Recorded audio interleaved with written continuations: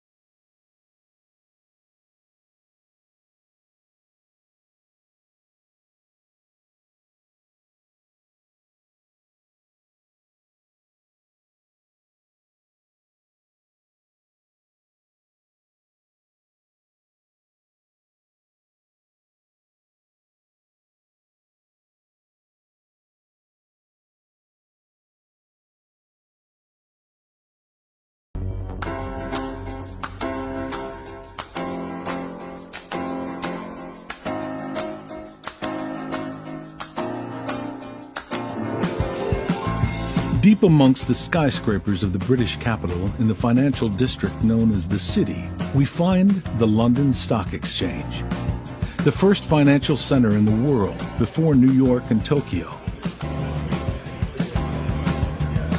Each day, millions of transactions occur in these high-tech trading rooms.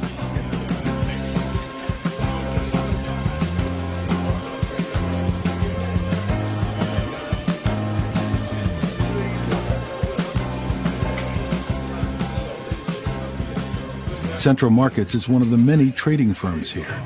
The market seems calm this morning, but the tension is undeniable.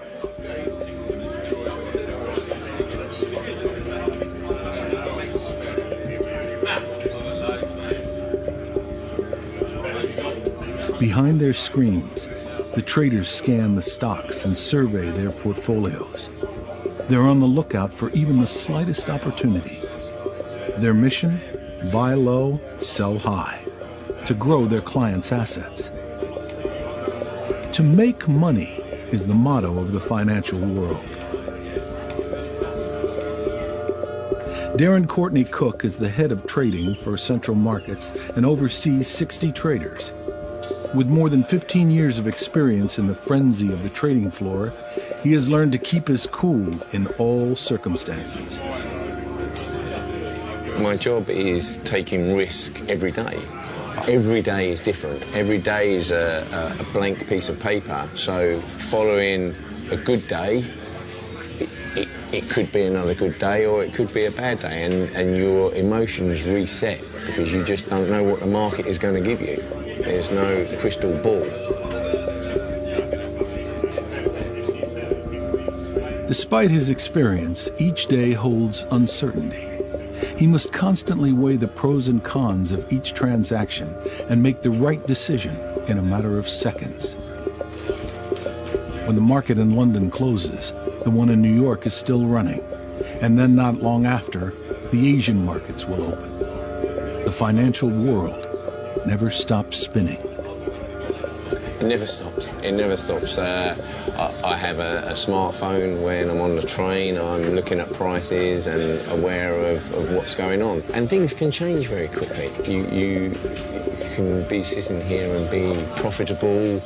The market moves very quickly, and suddenly you're losing a lot of money. When making money, the traders are applauded, adored, and the firms deemed as brilliant.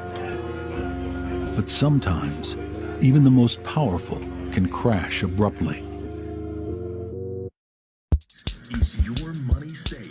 The fall of Lehman Brothers. You are looking at a live picture of Lehman Brothers' 158-year-old firm, born pre-industrial. On September 14, 2008, the fourth largest American investment firm, the Lehman Brothers, went bankrupt. A few days after, the other giants of Wall Street followed suit. Merrill Lynch, AIG, Goldman Sachs. The most powerful banks and insurance companies collapsed. Euphoria gave way to panic on the trading floor. The stock market crashed and the world spiraled into one of the worst economic crises in history. In the heart of the storm, certain traders become highly stigmatized. Jerome Kerviel of Societe Generale, Keku Adeboli of UBS, and Bruno Ixiel, nicknamed the London Whale of JP Morgan, all suffered billions of dollars in losses. Their names spread like wildfire in the international press. They became known as the rogue traders. These modern speculators point out an essential yet concealed part of the market frenzy. Despite the ultra-sophisticated computers and software programs, man is still at the center of global finance. Faced with the relentless pressure of the market, the human mind is far from being infallible.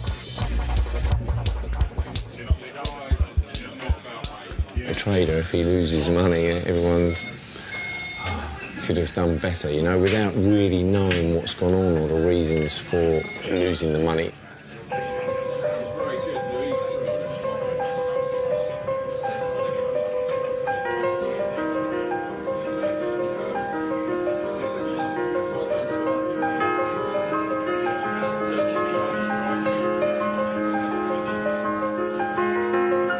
How do traders make these mistakes? What are their reasons for making irrational decisions and taking foolish risks? In the 1970s, the American psychologist Daniel Kahneman conducted numerous studies concerning these questions. His research earned him the Nobel Prize in Economic Sciences in 2002.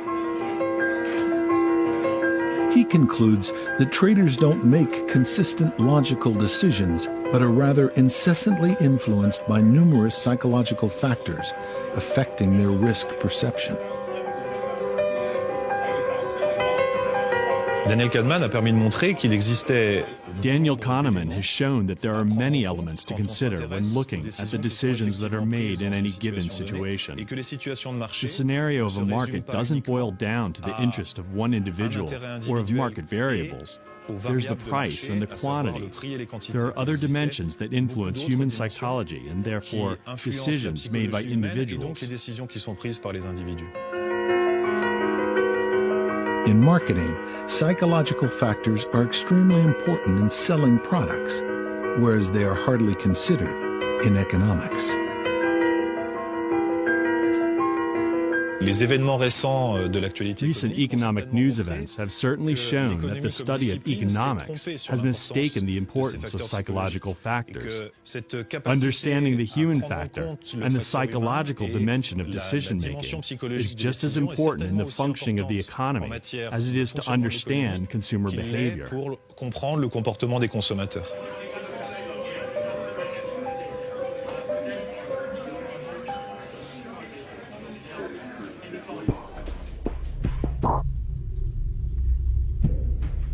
Driven by the theories of Daniel Kahneman, a new discipline emerged: experimental economics.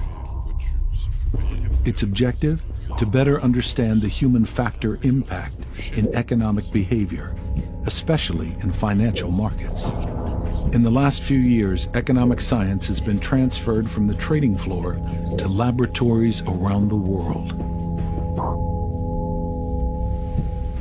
In Lyon, the analysis group of economic theory called Legat is one of the most prestigious experimental economic laboratories in France. The director, Marie-Claire Vival, is an internationally recognized experimentalist. Today, she has asked a group of students to become traders. The game is simple. Each volunteer has a portfolio of shares and a virtual sum of money on their computer. The objective, to buy and sell shares and to earn as much money as possible. The volunteers are free to set their own prices based on supply and demand, while a reference rate is also arbitrarily set by the researchers.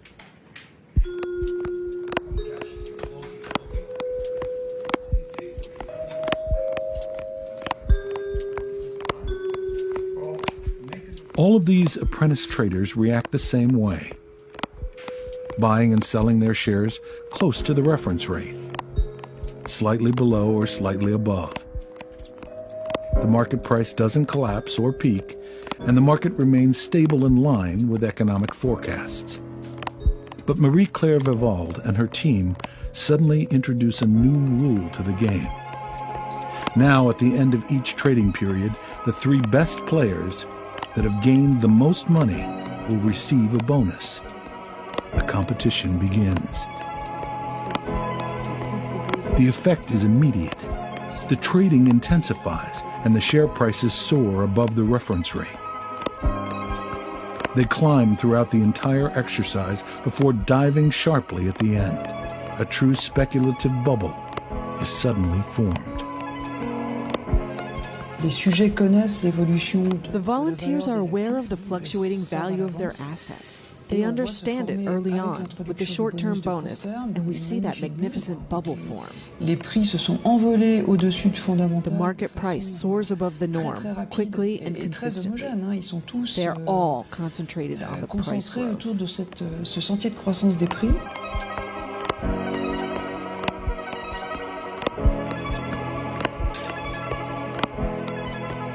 Put up against one another, the participants try to win the bonus and therefore speculate disproportionately. The emergence of this financial bubble creates the spirit of competition. As the competition is introduced between the traders, they increase the value of their shares, purchase more shares, raise their prices, and follow the prices that continue to rise. They piggyback onto this herding phenomenon. As they watch other prices climb, they raise their own. And an incredible enthusiasm is created in the market, whereby trying to obtain the bonus, everyone speculates more.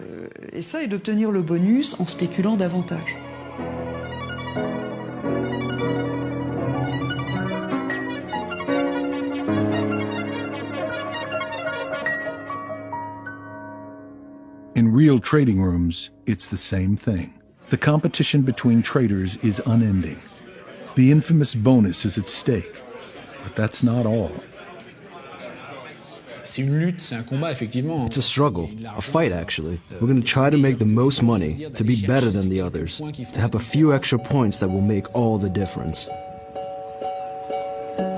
Jerome Revillier entered the financial market 8 years ago. Aeronautical engineer by training, he now privately manages a portfolio of several $1 million. He has chosen to remain independent, staying away from the large trading rooms of the city.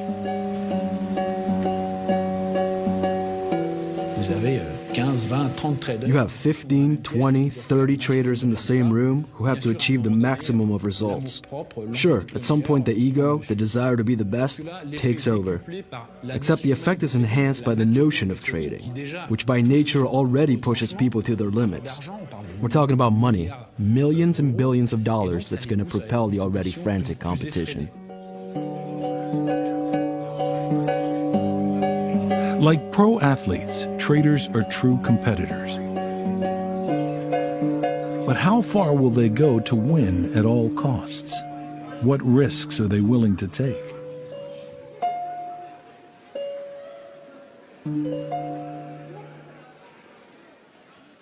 In Rennes, France, professor of economy, Laurent Denon-Bohemond directs an experimental laboratory with Olivier Laredoux, a renowned expert in behavioral economy. For several years, they have been measuring one particular human element, risk appetite.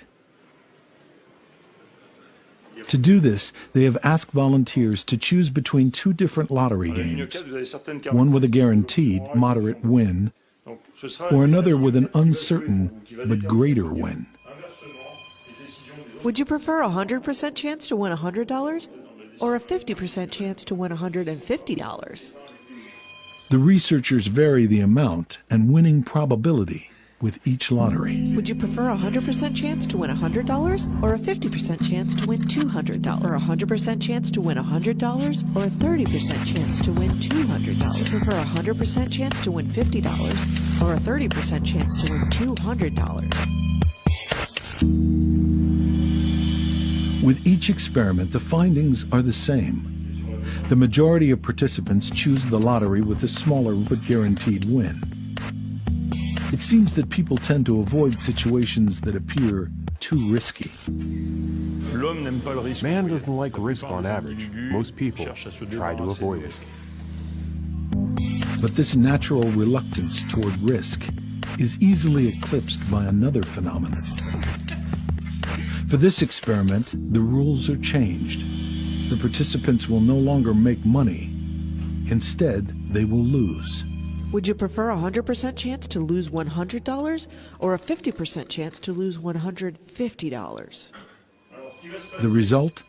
People are willing to take serious risks to avoid losing money.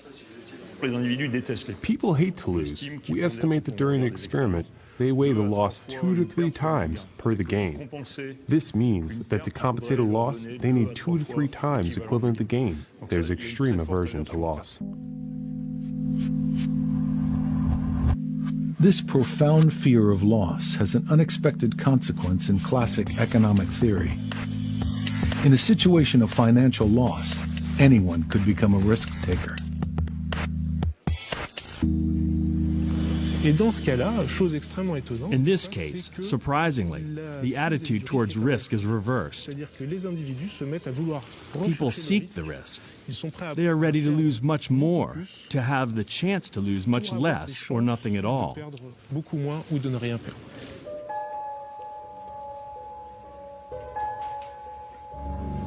This situation can become totally irrational from the moment we start to take more risk to avoid more loss. And as the losses accumulate, we tend to take even more risk to cover the loss.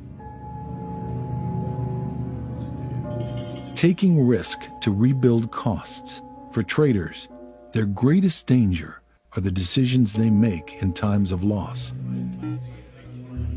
If I've lost money in a day, I will work later, I will work longer, and with that, it's not because you're fatigued, I've been here since 6:30 in the morning, but because I'm trying to make money back that I've lost.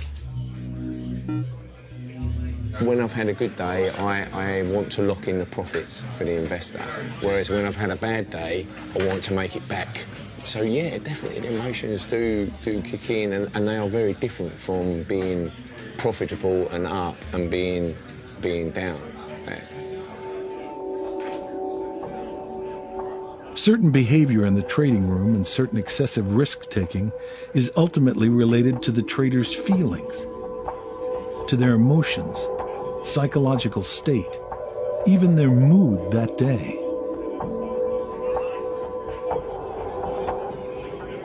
The day where you're in a bad mood, or where there's too much stuff going on in your life, it's guaranteed to be a bad day. What is going on inside the body that pushes traders to be susceptible to their emotions? What drives any of us to take more risk in certain situations? Back in Lyon, we enter the laboratory of Gat. Marie-Claire Vival is conducting a new experiment to see what the human eye cannot. Reactions inside the body. I'm going to place these electrodes here, so now we can actually measure the perspiration. It's not painful. There's absolutely no risk. Similar to a lie detector test, these electrodes measure the electrical changes in the skin's surface. The variations essentially show the small differences in sweat secretion. The participants are given a choice. After receiving a sum of money, they can either declare it to the tax authorities or they can attempt to conceal it. In other words, they are offered the possibility of tax evasion.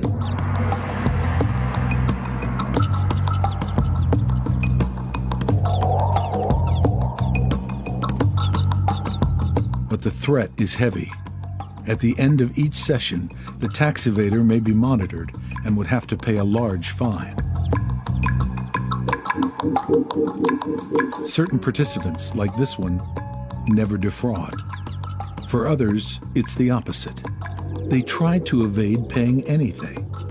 The researchers find that these tax evaders reach an emotional peak just before they make their decision. They sweat harder. What's interesting to see is that the people who are the most emotional evade the most. It means that there's an anticipatory element to our emotions that we feel as we're making our choice. These anticipations create emotions. We see that the more intense the emotion, the more likely that person is to commit fraud. Shortly after, these tax evaders experience a second emotional peak.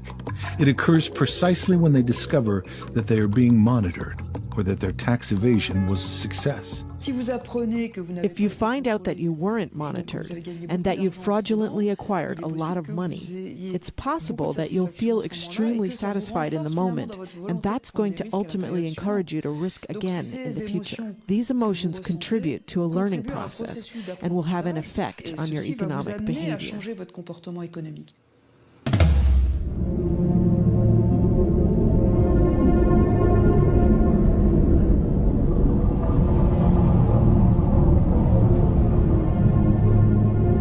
Just as they do in our everyday lives, emotions play a central role in our economic choices. The more emotional the trader, the more prone to risky behavior. With each success, the desire to continue to risk is reinforced, and with hopes of winning bigger each time.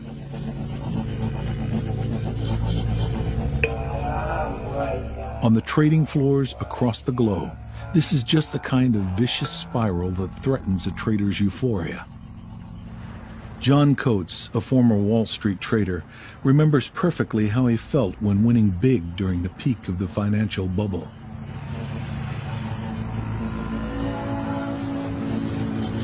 When I was on a winning streak, when I was making above average profits, like I was really doing well and expecting an above average bonus, I too felt these symptoms. I knew that I carried myself like a superhero. I felt like no thought I could think could be wrong. Nothing I could do would turn out badly.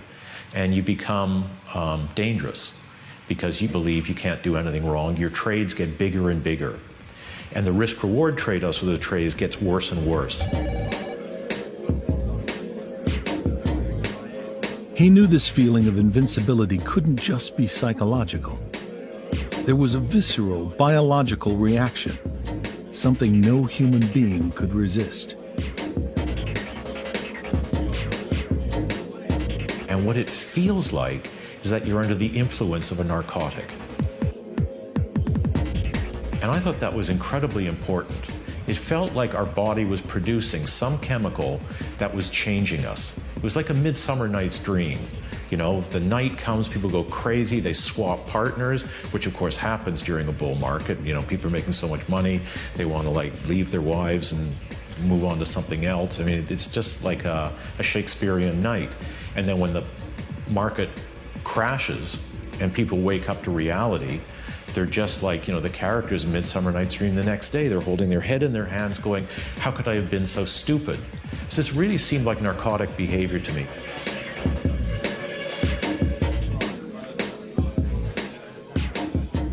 It was about 10 years ago that John Coates decided to quit the craze of the stock market. He turned in his investment portfolio for a set of measuring instruments to become a neuroeconomist. His former colleagues become the subjects of his research. Under the microscope, he observed the behavior of nearly 200 financial professionals from the same trading floor. It was the first study of its kind in what is a very closed-off environment. Recently, he has been concentrating on something specific: the level of hormones contained in the saliva of financial traders. The results quickly spread throughout the globe. The level of the male sexual hormone testosterone plays a key role in the risk-taking in the stock market. Rising levels of testosterone drive irrational exuberance, drive increased risk-taking. We did observe that baseline testosterone levels were correlated or did predict the levels of risk that the traders were taking. The more testosterone someone produces, the more they are inclined to make a risky bet. On the trading floors of the city, Wall Street, and Tokyo, the traders are often young men and in the prime of their life. They are producing testosterone at a maximum level.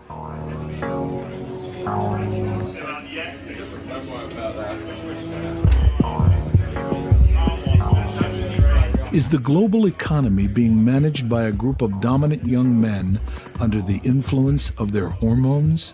In certain situations, can this overload of testosterone make some traders go crazy?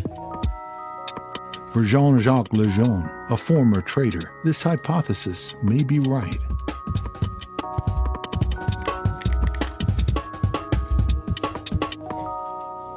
On prend des jeunes hommes avec un ego assez affirmé.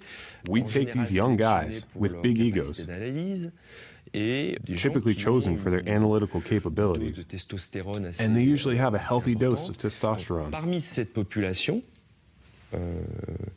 vous allez avoir, so within this group, you're going to sometimes have that famous mad trader, and it's going to happen that you'll see irrational behavior. Irrationnel au sein de cet endroit.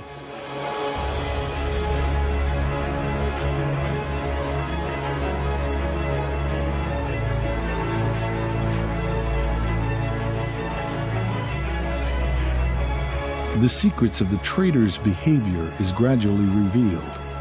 Their greed, their emotions generated by risk-taking, and most of all, their visceral fear of losing all, contribute to how they make their decisions. Their hormones only reinforce this phenomenon. But to better understand the psychological and physiological mechanisms, we have to look deeper inside the human body and enter the brain. Inside the cerebral cortex lies the source of all our daily actions, from our most simple movements to our most complicated thoughts, our childhood memories and our feelings today. It's all controlled by the billions of entangled neurons that cover the skull. Even financial decisions, a trader's choice to buy or sell, to take a risk or remain cautious.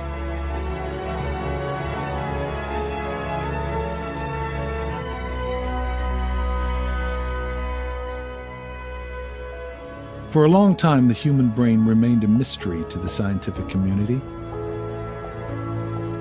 But over the past 10 years, sophisticated imaging devices have been developed that allow us to observe the brain in action.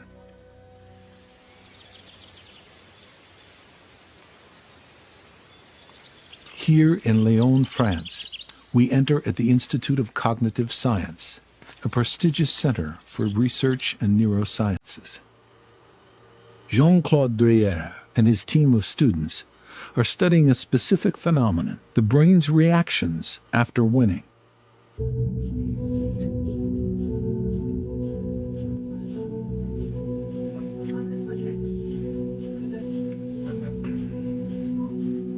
Individuals are placed in front of slot machines under imaging devices. There's no risk-taking. They aren't given any money to gamble. Instead, they are merely waiting to see if they fall upon a winning combination. 3 types of prizes are randomly distributed: a sum of money, food, or an erotic image.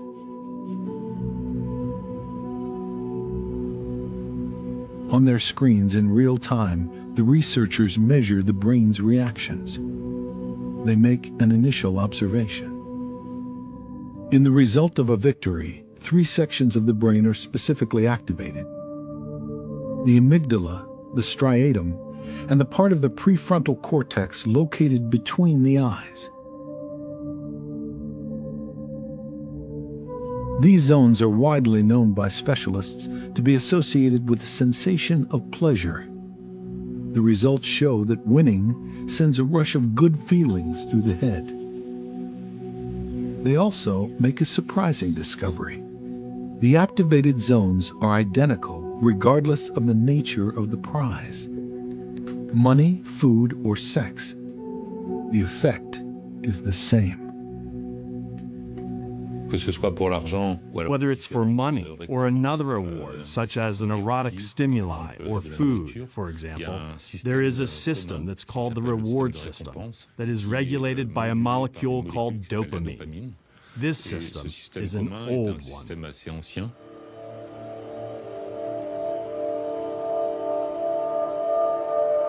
Throughout evolution, feeling enriched has become just as important and gratifying as eating and reproducing.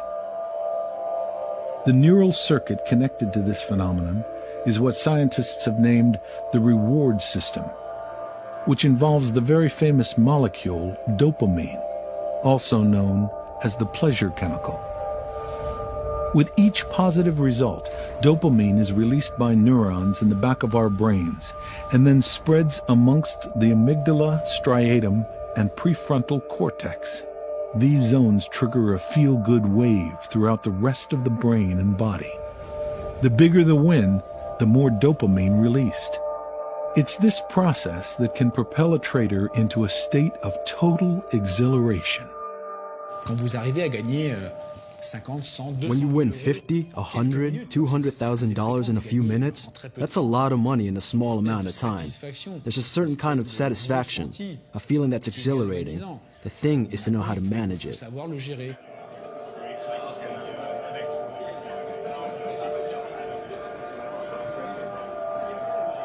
There's unfortunately a downward spiral that happens to most people, though. It's when they want to win more than the time before. Say you win a lot on the first or second try. There's this incredible euphoria that comes over you. If we're not careful, we can quickly tumble into that downward spiral of taking more and more risk, all to win more.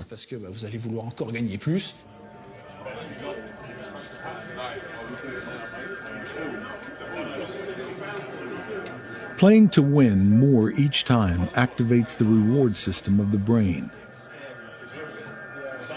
Successive wins result in an increased release of dopamine, and the testosterone produced by young men only intensifies the production of this pleasure molecule.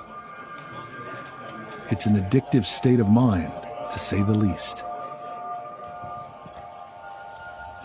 For neuroscientist Matthias Pisiglione, a specialist in motivational brain behavior, this brain mechanism could explain the nearly uncontrollable attraction towards risk that overwhelms some traders. Dopamine reinforces the actions that result in reward. It's a simple mechanism. This might explain addiction in all types of behaviors that give in the pleasure. Whether it's drugs or compulsive shopping, it's the type of addiction that can happen in traders, even if they're just winning here and there. These occasional wins will trigger these dopamine rushes and will encourage their behavior.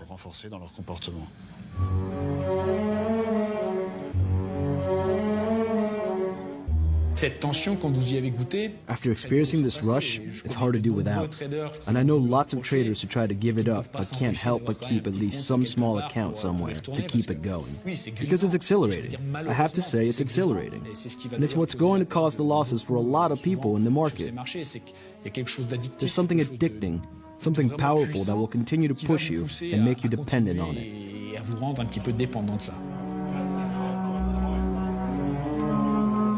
When I started the studies on the trading floor, so I was back on a trading floor, but not as a trader, and I heard all the familiar sounds of the trading floor, it was almost irresistible I was sort of holding my hand back from picking up the phone and placing a trade.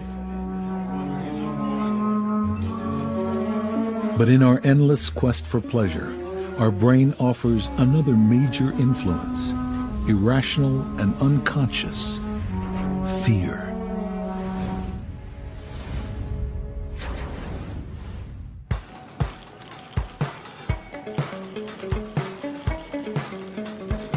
Zurich, the dynamic global city of northeastern Switzerland.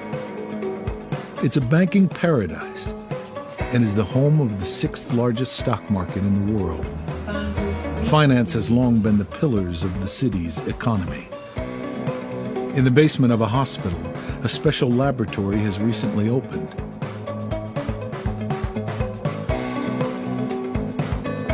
The SNS Lab, founded by Ernst Fuhn, a worldwide renowned economist.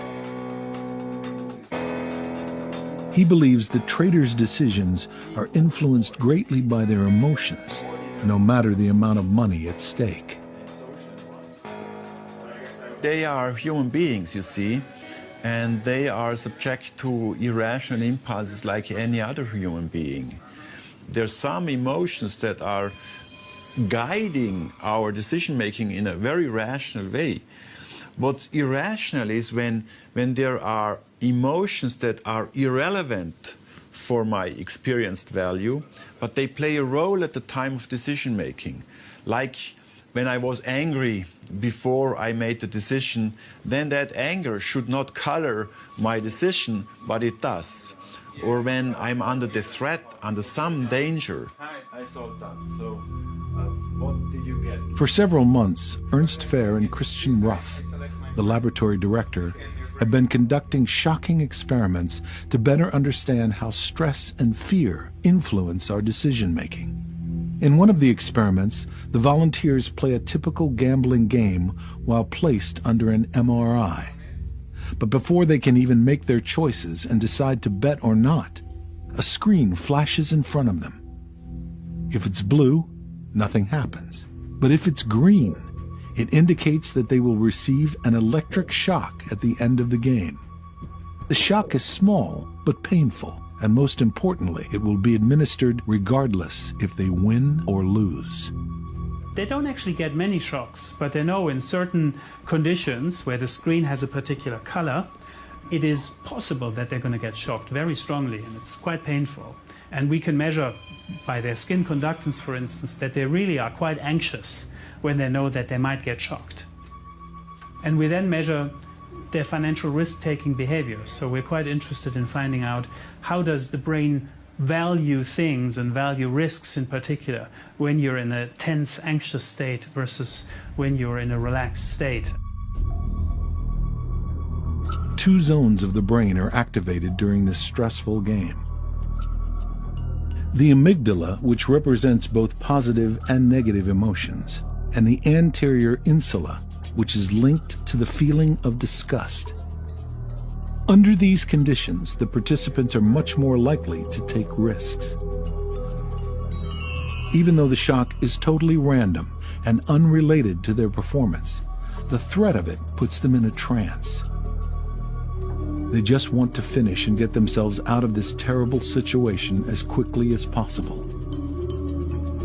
The stress has made them incapable of making good decisions. That danger at the time of decision-making affects my decision-making, even though it has no impact whatsoever.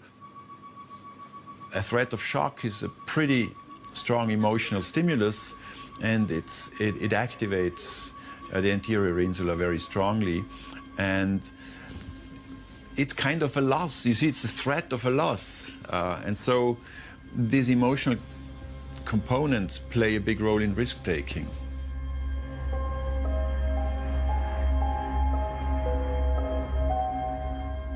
In trading environments, there's lots of stress and pressure. How does such stress and pressure, such background emotions, how does that influence our choices? The finding so far is that when you're relaxed, your brain encodes much more the positive things. What can you possibly win? Whereas as soon as you switch, on a trial-by-trial basis, really, to a negative anxious state, your brain focuses much more on what you could possibly lose, so the negative consequences.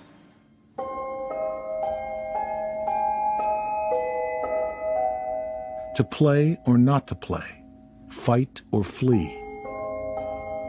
Our behavior is the result of our subconscious reactions, the inherent impulses of our brain. But despite these emotional reflexes, humans possess a safeguard: reason.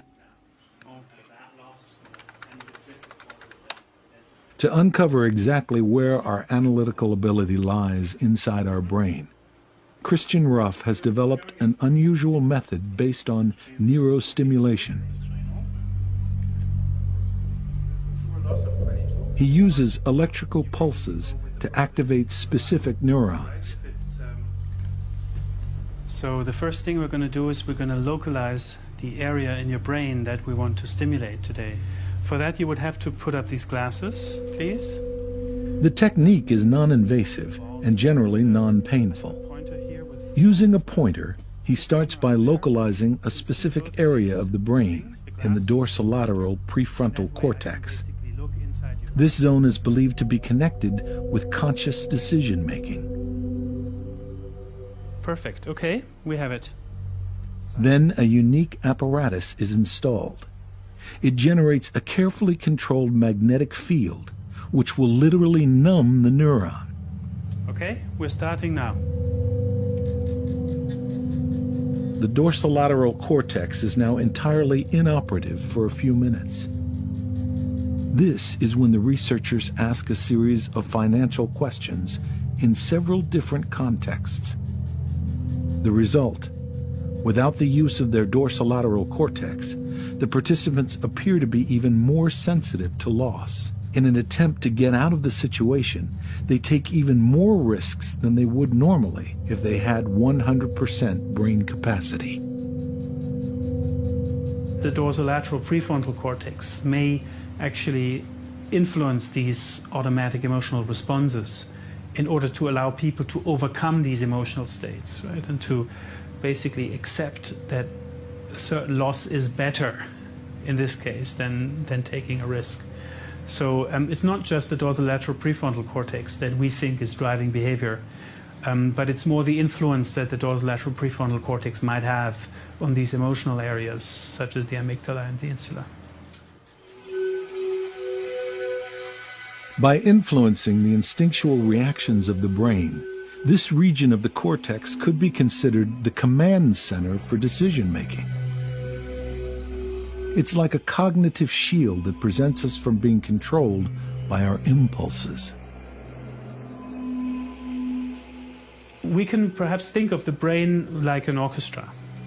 So there's different special brain areas that each have a particular function, like instruments in an orchestra. They all have distinctive sounds. And in the brain, it's similar. On the one hand, there's the brain reward system.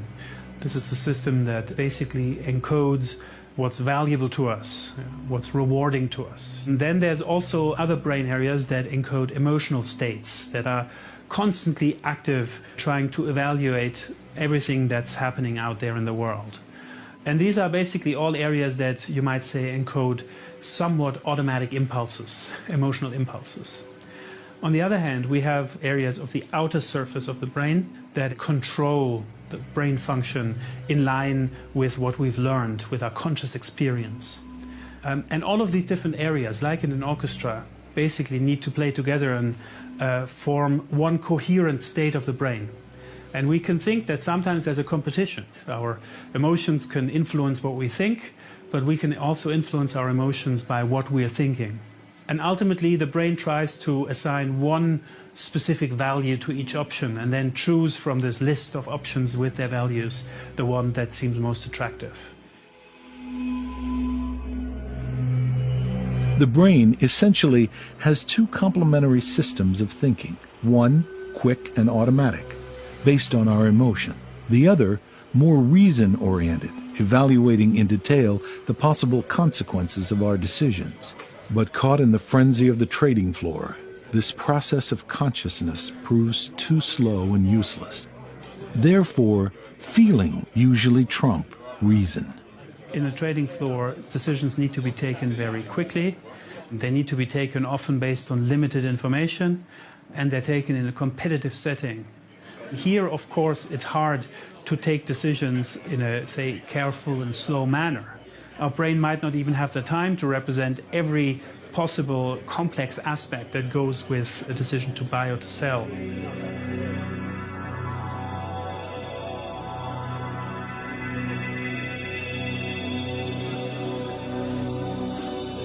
A visceral fear of losing and a consuming desire to win. Rob Hoffman, a trading professor based in Chicago, claims that these two reflexes are the two greatest enemies of traders playing the stock market, whether you're a professional or not. Emotions that really drive the market are fear and greed. We fear loss and we want to make lots of money. And I see even, I see gamblers, people like to play poker, casinos. I see people like this want to get into the markets because they see lots of money can be made very fast, but they don't think about the loss that can happen, or they think it won't happen to me. I'm better than the market. What's horrible with stories like with Kerviel at Société Générale and others is that it's a classic pattern for lots of people. Even someone with $5,000 or $10,000 in their equity savings plan can fall into the same trap. Meaning they take a position, fall in love, and then they're not able to get out because they don't want to admit they made a mistake. And then they're just stuck in this downward spiral. It's the biggest threat to anyone.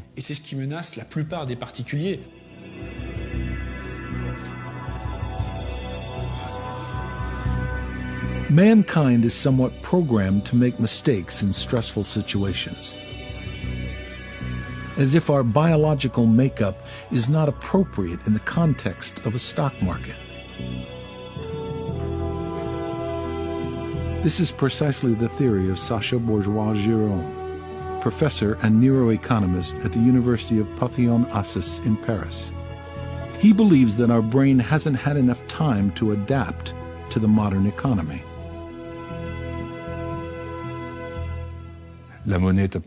Currency appeared nearly 7,000 years ago, which is nothing compared to the perspective of brain evolution.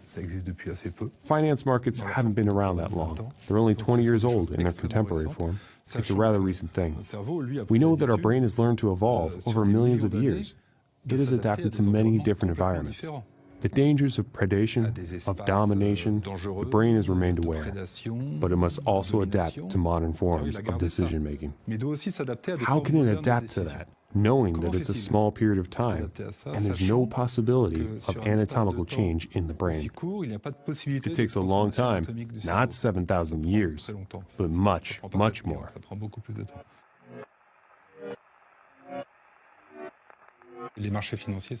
Financial markets are places of competition, predators hunting, killing, in a metaphorical sense, but not completely metaphorical.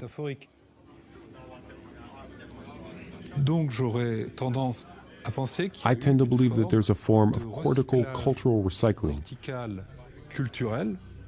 meaning that cultural environments have influenced our brains to recycle old, adaptive, cerebral recourses from past environments to use towards new environments.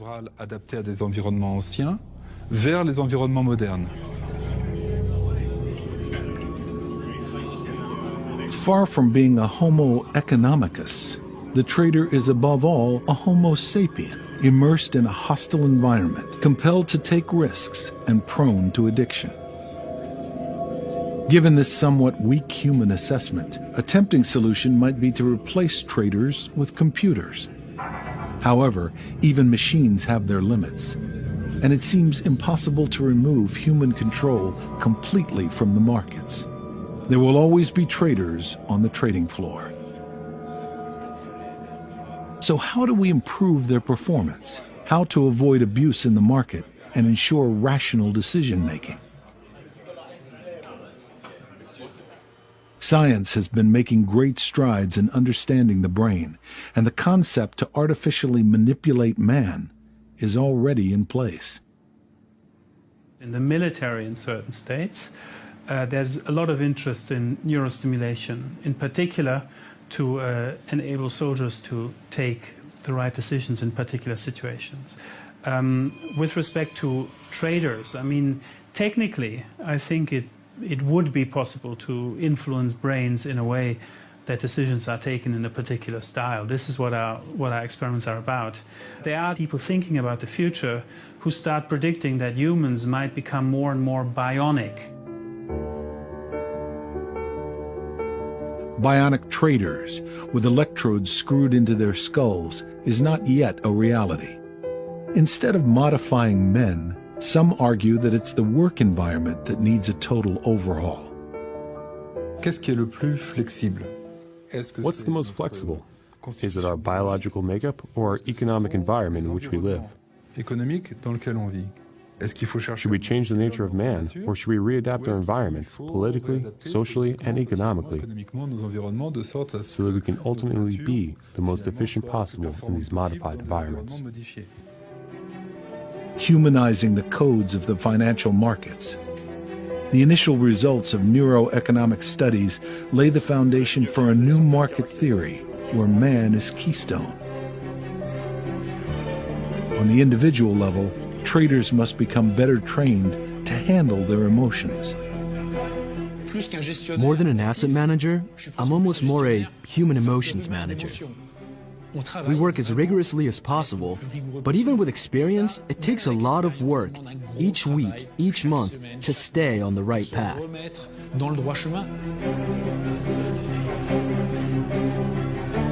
Discipline and risk management, that would make a good trader.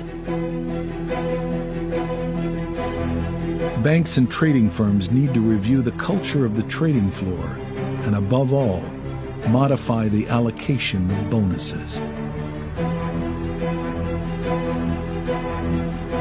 Companies need to have an architecture of primes that directs people in the right way so that they don't make mistakes that lead to these huge losses that sometimes happen from rogue traders and so on. Despite the stock market crash of 2008, no new regulation has been put into place. Yet neuroeconomists seem unanimous. If nothing is done, another global financial crisis could strike at any moment.